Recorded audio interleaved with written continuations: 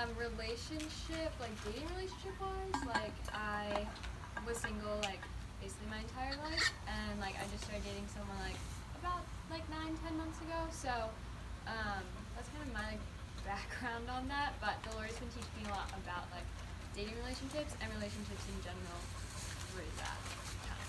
So yeah, I've become more passionate about it because I've like been experiencing it. I'm Brendan. Nice to meet all of you. I'm 24. You didn't know that. Fun fact, I didn't think it's something that you guys really know yet.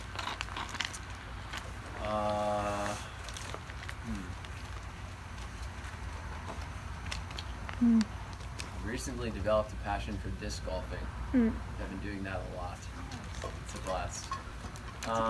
Reasons I like this topic, I mean, a lot of you guys at least already know kind of some of my background as far as relationships go.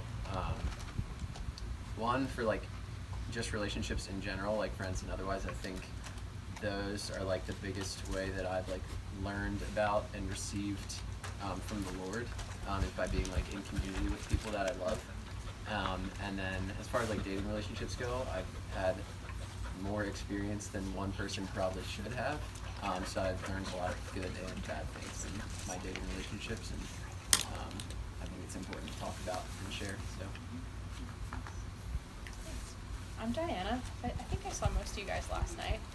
I'm worship leader. I live in Mechanicsburg, and I'm 26, which feels old now. I don't like that.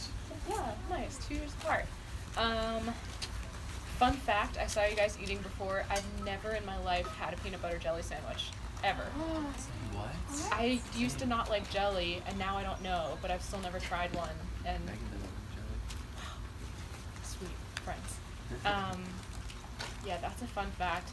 I love this topic because I feel like relationships in general, like whether friendships or dating or whatever, are that's a topic that takes up so much of our mental space and energy, and so much of our lives too. And I think that it's important to be able to talk about them. It's important to be able to process it, and like have healthy ways that we do that. So yeah, excited. Also, fun fact while Megan's getting ready, most of my left big toe is currently off. Toenails is currently off. It's like this is there, but How'd that happen? It's been a long process. I broke part of it off like a year and a half ago, and then it grew back, and then I wear cleats that are too small for spike ball, and then it like messed up my toenail, and then it just broke off the other day. is that painful? A little bit, but not right now. Okay, so feel free to answer as many questions as you want. You don't have to answer all of them. And if you want to go into something else related to that, that works too. So the first question is, what does a healthy versus unhealthy friendship look like to you?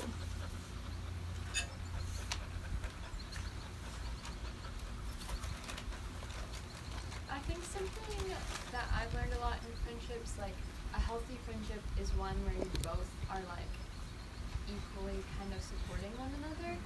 And not that you can't have friends that you don't like feel filled up by and feel like you can like fill them up. Like you can still have those friends, but I think one of the most like healthiest and life-giving friendships is one where you can like mutually support each other and encourage each other, and it doesn't feel like either you're always like giving to them or vice versa, if that makes sense.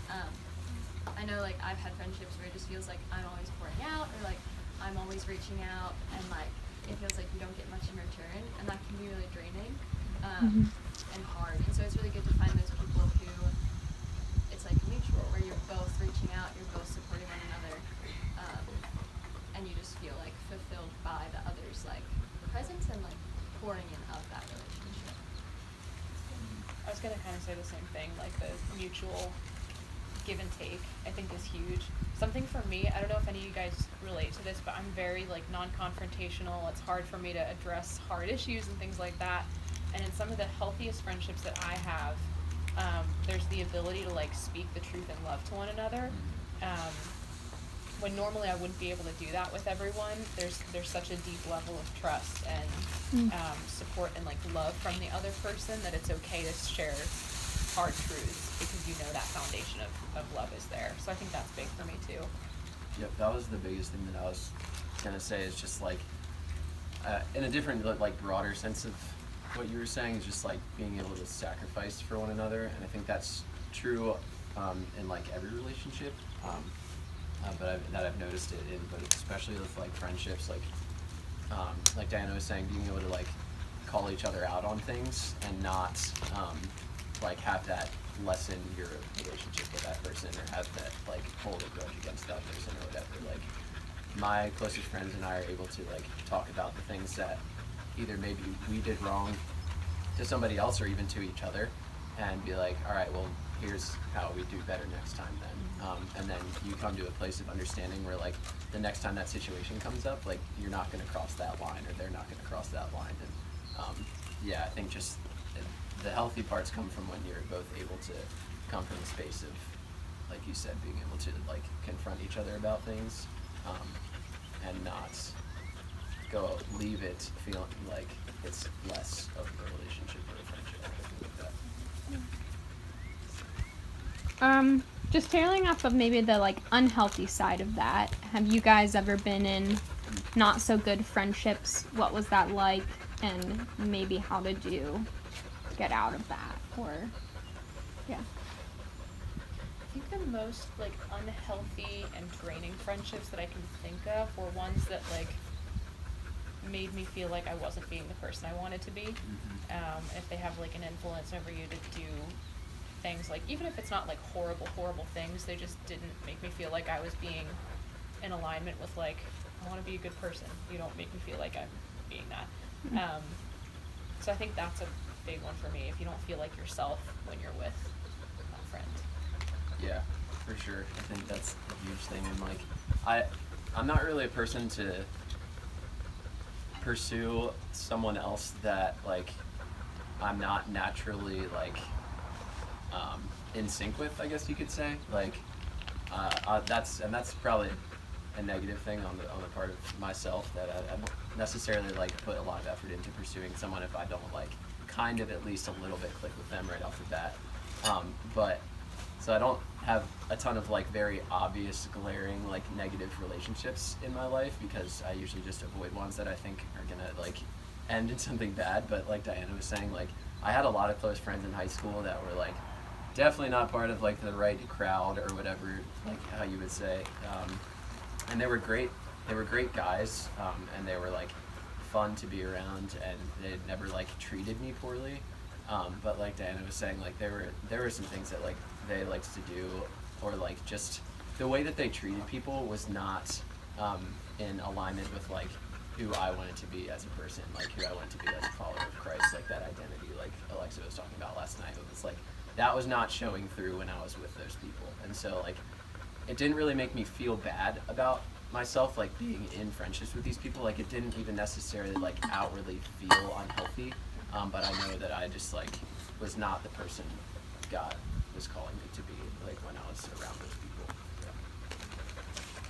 I'm kind of going off of that too, like not only do you not feel like who you like are, but this person maybe like tears you down, or like I don't know, doesn't support who you are. I think that can also be hard.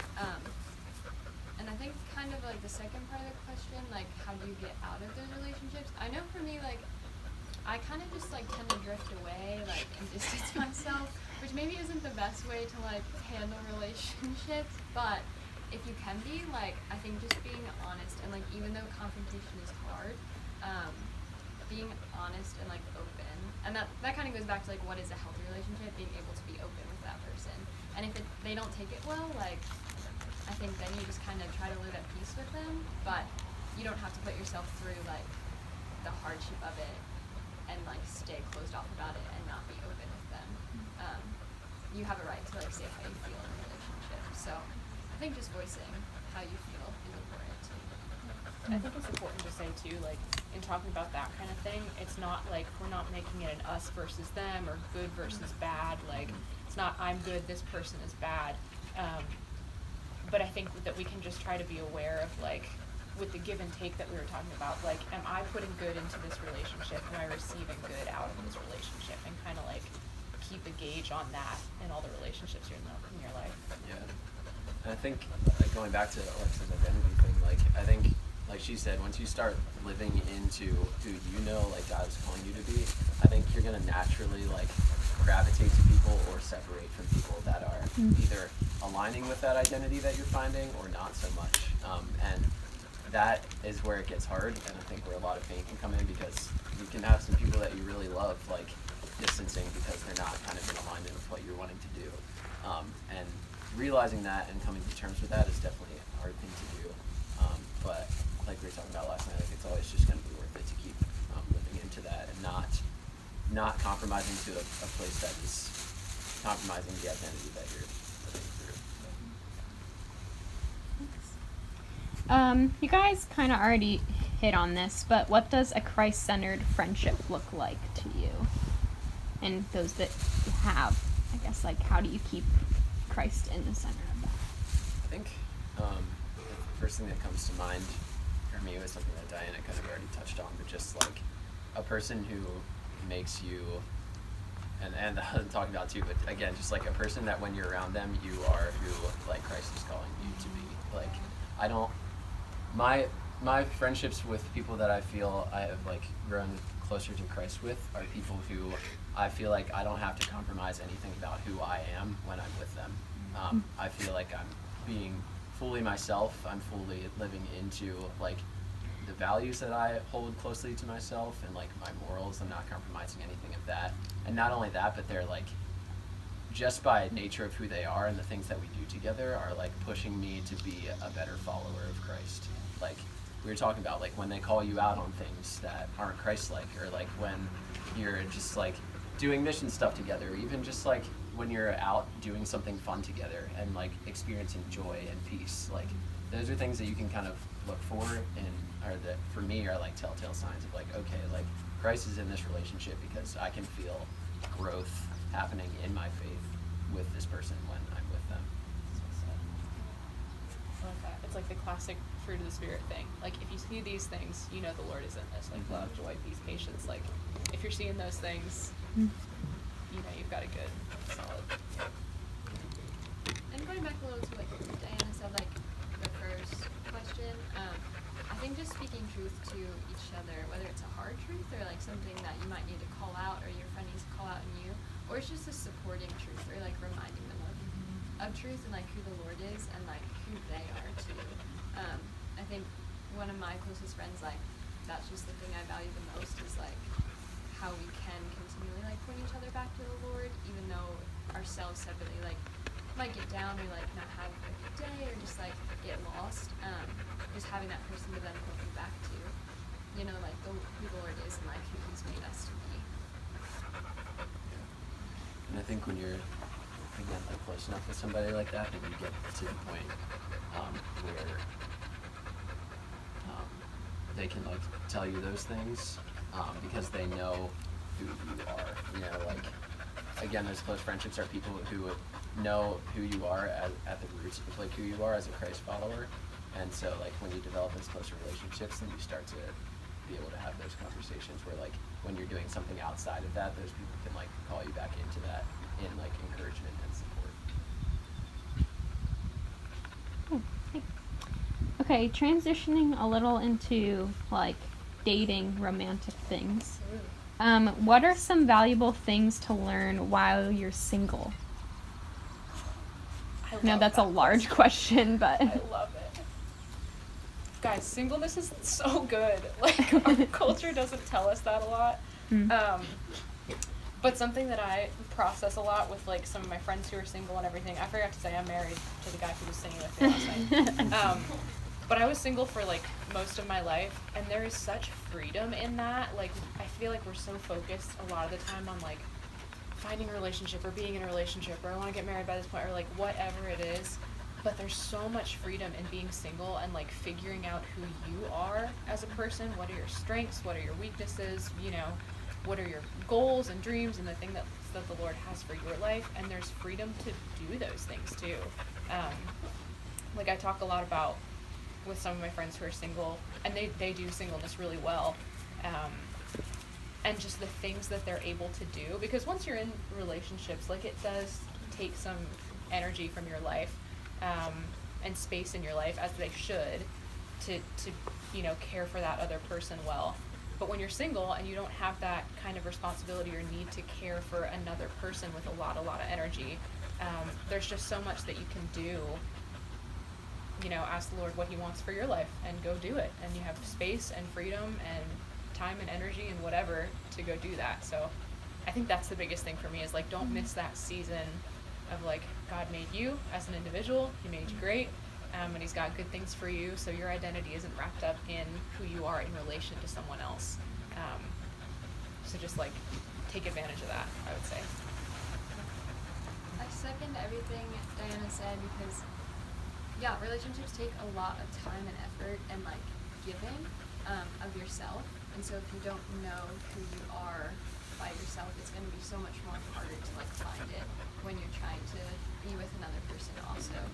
I think also one of the most important things to like learn is that nothing is going to satisfy you besides the Lord. Like, be it like whatever accomplishment you could make, or another person, like another person will not make you happier, will not make you like more of a person, it will not like satisfy you. And like, sure, other people can make us happy and like we can have really great times, but at the end of the day, like, only Jesus can satisfy you. And so I think learning that in your alone time and on your own is really important first, so that you're not expecting things from another person when you go into a relationship, or like expecting that this person will satisfy you and then being let down ultimately because they can't, like only the Lord can. Yeah, I mean, I think that, again, the biggest thing is just, most of what Diana's saying, just like being able to find out who you are as an individual. Like, literally from 6th grade until my like junior year of college, I've spent most of my energy either in a relationship or like finding another relationship. And I think, like, looking back, there were a lot of good things that I learned from that. I'm sure I'll talk about that a little bit, but like, there were so many things that I think I missed out on, with like friends and with my family, and like especially in college. Like, I had an awesome group of guys that I roomed with, and there were like a lot of nights that I was just like away from the apartment. And one of my buddies even like voiced one time about like him because he was single, and he was just like upset that I was away so much. And like, I understood, but I was also upset because I was like, well, I want to be with this person that I really love. But like, I think that was just a moment that stuck out to me, where I feel like there were a lot of times that I could have not only just like been having fun with other people that I loved, but I think I probably missed some like ministry opportunities, and also like growth in faith opportunities, like I was talking about with friendships, like with those people that really like pushed me to be a better follower of Christ. Like, I think there are definitely times that I missed out on that because I was busy pursuing somebody else. And also, we're just like never going to find out who we are or who God is calling us to be when, one, we're like pursuing another person, like ahead of that, and also we're never going to figure out who we are as a person when we're pursuing somebody else, and when we're just spending all of our energy on that, and when somebody else is defining who you are as a person. Because like Diana was saying, like, as soon as you're in a relationship, like, there are things that come with that, like responsibilities and sacrifices and things that you have to make, like, outside of yourself, which are all good things, especially if you know how to use them for like the Lord's purpose. But that comes with an attachment of like somebody else defining a part of your life, just naturally. And again, which can be a good thing, but especially in like the season that you guys are in, like, it's so important to not have other people as little as possible like defining who you are as a person, because it's just such like a monumental part of your guy's life is just right now figuring out who you are. And the more that you do that, like, the better that you're going to do those sacrificial things once you enter into a relationship with somebody. So you're both going to be better off for it. Thanks, guys. Next question is, what advice, this might be a hard one, would you give to yourself as a teenager regarding romantic relationships? Or just give advice to these teenagers regarding, like, you can talk to your past self or just, It's probably whatever. similar. Like- Yeah, similar. I know that's also a large question. I think for me, this one ties into the last one in terms of like, I did not really have relationships in like middle high school, like, not really.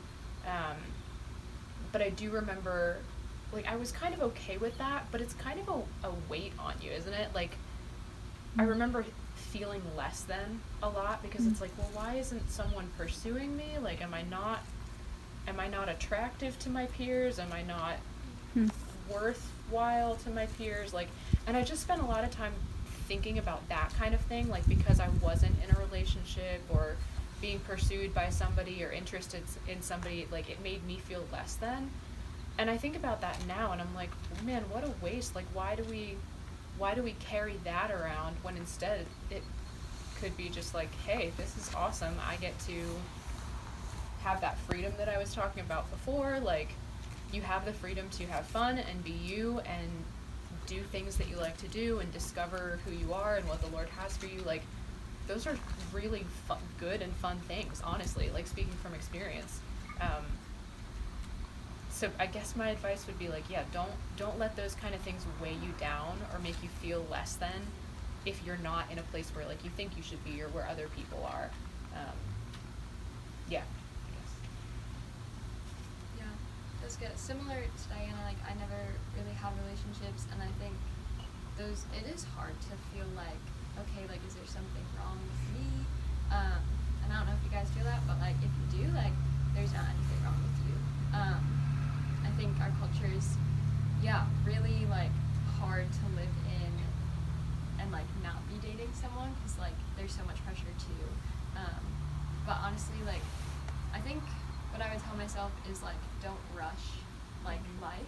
Like, your life is long, hopefully very long, and, like, and there's so much to do, like they were saying, like, and there's so much time to be spent with the Lord and, like, who you are and your friends, and there's so much more to life than just, like, dating someone.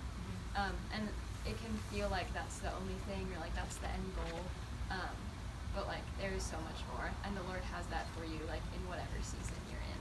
So, yeah, don't believe lies that tell you you're not good enough, and just don't rush, like, going through life, because the Lord can use you in every season that you're in. Yeah, it's interesting you saying there's, like, so much more to dating, because the thing I was thinking about telling myself is, like, you can do so much more, because, like I said, I was dating people, like, all the time, like, through middle school and high school, and, like, I said, I think I just missed out on a lot of things, and like Diana was saying, like, there's just so much good you can do on your own as an individual, learning about yourself and pouring into other people, and not only that, but, like, there are still times that I think back on, like, the hurt and pain that, like, I was caused in relationships, and also that I caused in relationships, like, to other people, and it's something that I, like, look back on and, like, really not proud of, and I just think about all the time that I, like, put into those relationships that I did learn a lot from, but ultimately ended up fading away, where, like, in that time I could have been, like, developing myself, developing my relationships, like, working hard at a sport or a hobby or, like, whatever, and just, like, becoming more of who Christ called me to be. But again, not all that it amounts to, but, like, a lot of it just amounts to, like, a 9-month period where, like, I dedicated a lot of time to a person, and yeah, I learned a little bit, but, like, it faded away and it caused a lot of pain, and like, for a time I was a little bit happy, sure, but, like, there was so much more that, like, I could have been doing in there that would be worth a lot more than that short period of, like, happiness and then pain that I, like, still think back on. So yeah. Going off of that, this will be kind of off of that, what advice would you give your past self or your current self about physical boundaries in romantic relationships? You just need to, like, set them right away. And like, this is more of like a you thing, guys. Like, you need to be really, really freaking strong, like mentally and spiritually about the things that you set. Like, you need to, before you even go into a relationship, you should have an idea of what you want that to look like physically, and then as soon as you get into it, like, start talking about it, because things start happening before you want them to, like, all the time. And so, like, it's something that you need to talk about soon, set boundaries, like, right away, and then, like, you have to be really, really strong, because it is super tempting to go further than you had thought you wanted to, especially in the moment. Like with anything else, it's like, oh, this is great, I wish it was, like, a little better. And then, like, in the moment, you can bring from that. So, like, honestly, I could give some, like, logistical advice, like setting them as soon as possible, but when it really comes down to it, like, you just need to be really, really strong in your convictions, and, like, stand in that, ask the Lord for help in that, in your relationship, talk about it together frequently, because you're gonna have to revisit it. Like I said, you can set them right away, and I think you should, but the longer that you're dating, the more that you're going to want to be doing more things, and that just means, like, the more often you have to revisit those boundaries that you set and, like, reinforce them. And I would encourage you guys also to not compromise as you go down the road. Like, I've been in relationships where, like, I set physical boundaries, and then, like, 3 months later it's like, well, maybe we could, like, do this as well, you know? And eventually that just leads all the way down the slippery slope, to things that you should not be doing. And so, yeah, set boundaries early, revisit them often, and, like, stand really strong in your convictions about that, and don't compromise. I think also, like, talking about it frequently, but also just being open and honest with the other person. Like, don't feel like you need to compromise, or don't feel like you have to, like, do something if you don't want to. Like, yeah, just being honest about it. And also, like, just not putting yourself in situations where it will easily happen or occur, something that you don't want to. So, like, even if it sucks for, like, a time being, and, like, you don't get to hang with this person, like, one-on-one, like, that's what it might have to be. Like, it's kind of like you're trading, like, a forever with someone, maybe the person you're dating, maybe someone different, of, like, really good, like, physical intimacy, or, like, 15 minutes of, like, fun in the moment. And so it's just like, yeah, don't put yourself in a situation where you might end up doing something you don't want to, even though that's hard. But yeah, it is a constant thing, and just being open about it and honest with the person you're in a relationship with, and not compromising. I know what that means, but yeah. Quick just before you go Yeah, on go that, not doing something that you don't want to. Don't let the other person make you feel bad if you don't do something that they want to do. That is never okay, and if they do, that's probably not the right person to be with. So, yeah. Yeah, that's really good. I feel like I can only hope this isn't TMI for you guys, but, like, my dating history never really had to worry about physical boundaries. Like, I just was not physical almost at all with anyone that I was ever with. So not that I have too much to contribute in terms of, like, going further than you want to or deciding on what you think is right, but what I'll say from my experience is understanding that with every physical connection there's an emotional component that goes along with that, and that's okay, it's good. I think that's the way the Lord intended it. So from my perspective, like, guys, I literally didn't even hold hands with anyone, no one, until my junior year of college, and that was, like, big for me. It was like, oh my gosh, I was so freaked out by it. Which is, like, funny now, but I think it does point to, like, the whole, it's okay if you're not comfortable, if you're not even comfortable holding hands with someone, listen to that. Like, that's fine, you know? Yeah, I don't really know, like, what I'm digging at farther than that, but, like, also understand that everyone's story is different, and, like, the decisions that you make, the choices that you make, like, God can redeem the decisions that you make, but like it's just wise to be intentional about those kind of things and understand what you're comfortable with, what you're not, what's honoring to the Lord and what's not, and yeah, Yeah. move out of that. I think like what you're saying, at least what I'm getting, is just like don't let other people make you feel strange for the way that your like comfortability levels. Yes. Like Yes. because I know, and even I definitely like contributed to this again, probably when I was around people that influenced me to not be the person I wanted to be, but like if you're getting like laughed at from your friends for like not having kissed a person yet or not even having held hands with a person, like Yes. that is like natural in today's society because it's so normal for those things to happen. But like Diana's saying, like it is so okay that those things aren't comfortable to you. Like no one is allowed to tell you like what you should and should not be okay with as far as like physical intimacy. Yep. And that's why you really need to like hold strong to those things and don't let other people's opinions of you, even though it might be like the popular one or whatever, like influence you to compromise on those things. Like it is okay to be you and to be not okay with things that other people, most people even, are like okay with doing. And not to say that there's anything like, I don't know, again, I can't speak from experience with like, is kissing your boyfriend or girlfriend wrong?